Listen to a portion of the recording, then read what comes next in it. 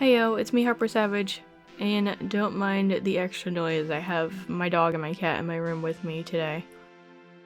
Today I'm painting the zebra spread in a Kerby Rosanes book. It's from the Animorphia book, I believe. I think that's the only one I've really done any work in other than like that one random page. So I've decided to do watercolors in a rainbow formation on the zebra. I go over the whole entire thing with the rainbow.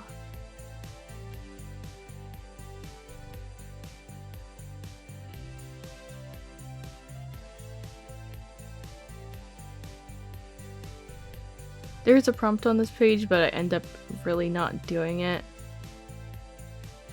because I'm really just not into the little creatures and stuff that are on the page.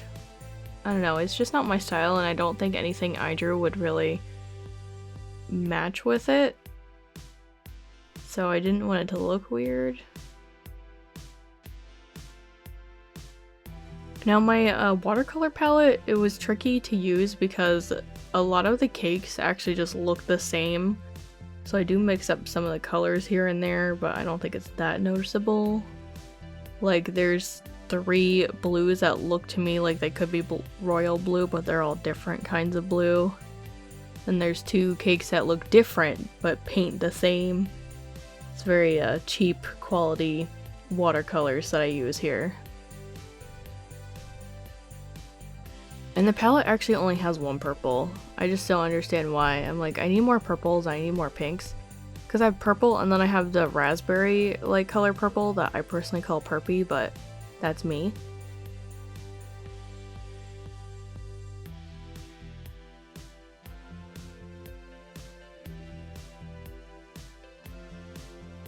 Now here I'm trying to blend this one spot because it wasn't blended nice.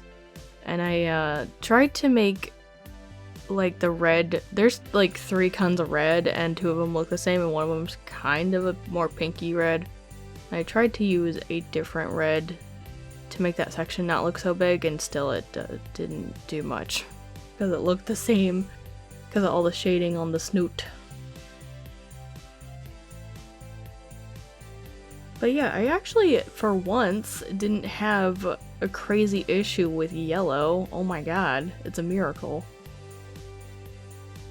I mean, it didn't blend perfectly or anything, but still.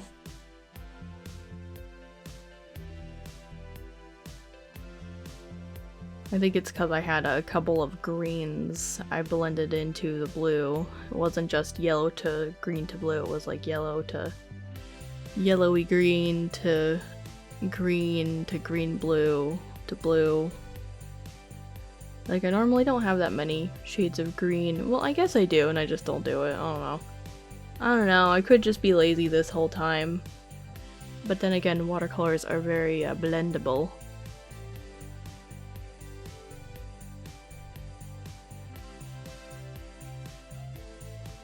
Now, this is where I kind of messed up. I think I grabbed the same blue twice. And the blue section ended up looking bigger than I wanted. It was just hard to tell. The palette was very misleading. Now here's where I go in with the second layer, and I do try to make that blend a bit better and the colors brighter during this passover. So if you didn't notice, it's a different background than normal. My lighting's a little bit different too, but you know, I was working with what I had. I was house sitting again at this video. Did you call it? Did anyone call that? I seem to only ever get like a mass amount of videos done when I'm away. It's probably because I don't have any distractions. Like, you know, I have 3 animals that I have to pay attention to and 2 other adults that need to be taken care of at my house. It's not fun. So I don't exactly get the quiet I need when I need it, so...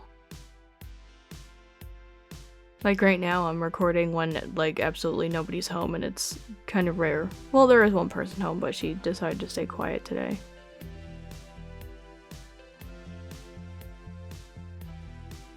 But yeah, it's a rare occasion for me to be able to just, you know, record a voiceover, record in general when it's like live commentary.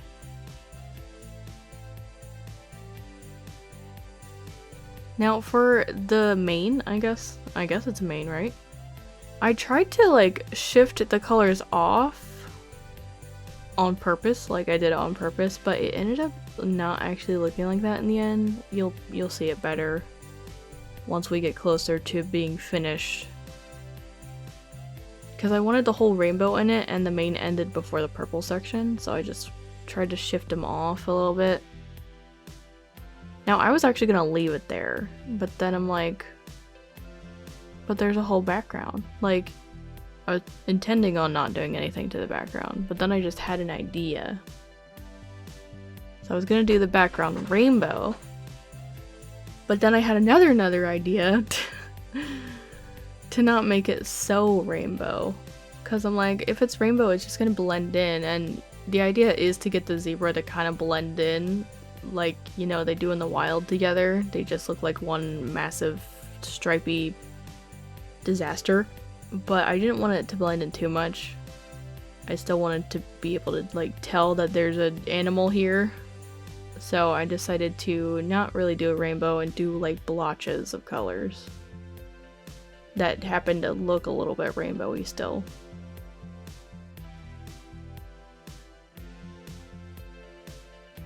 And for some reason, my camera angle wasn't quite wide enough to get the very edges of the page, but it's okay. You don't really miss anything.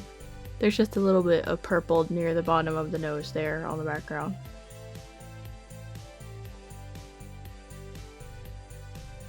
Now I think the body page, the second page, looks a bit less a rainbow order, but I had started the rainbow pattern on the other side, and I was like, I don't really know how to make this not look too rainbow now that the colors are all kind of laid down, but I'll work with it.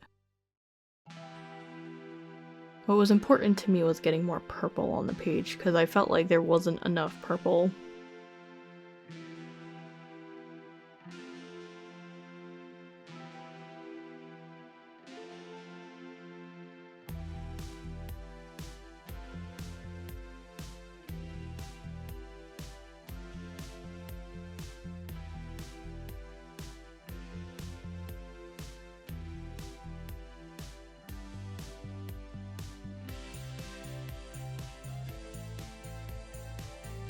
And then I added some green splashes to the other page to make it not look so one side is warm colors and one side is cool colors. Same with the purple.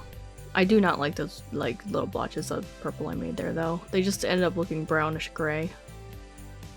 Now here I am coloring over the work that was already there with a paint marker. This one's the Mondo Llama marker, but I switched between that one and the Posca marker. They don't end up looking that different, but the Mondo Llama one has a bigger nib, so it was quicker to use. But yeah, this is my whole idea, is I'm coloring over those sections. I was really worried at first because it didn't look like the stripes were in an order where he put the characters in the right spots, but he did, so thank you, I appreciate that. Then after a while I realized I didn't have to count every other one, because he didn't end up putting like the hatching, the shading on the stripes that you're supposed to fill in. It was just easier for me to tell where I was supposed to color after a while.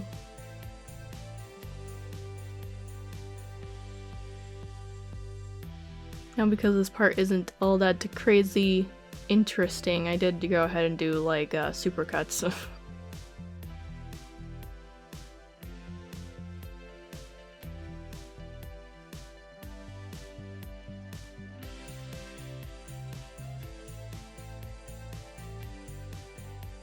And then I go in and do the face.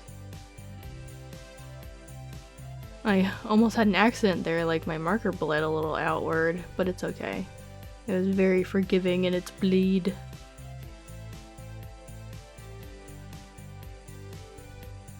And then this is where I grabbed the Posca marker because these sections were too small for that other nib. Now here's where my background idea really starts to come together. I decided to reverse the stripes in the background. So where there was a white or rainbow mark, in this case, on the zebra, I would put a stripe on the background instead. I did get confused on this page though, because I had colored the wrong one first, so I had to figure out exactly where I was going with that.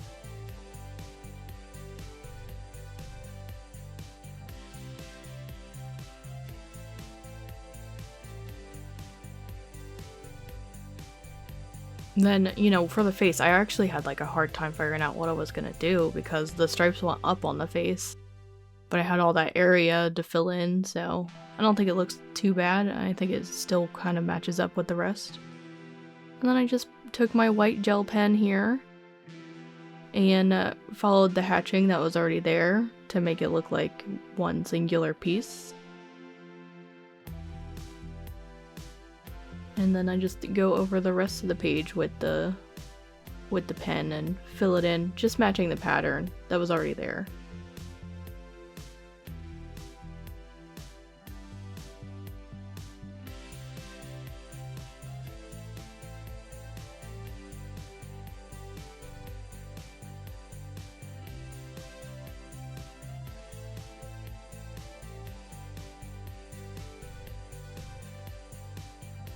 And then after this, I believe I go in and I do the mane, because the mane had a little bit of hatching on there and I was like, this kind of looks flat, so I went ahead and did that too. I was worried I was doing too much at first, but I was like having fun, so I'm like, why not? Why not just make it crazy and dramatic on the mane?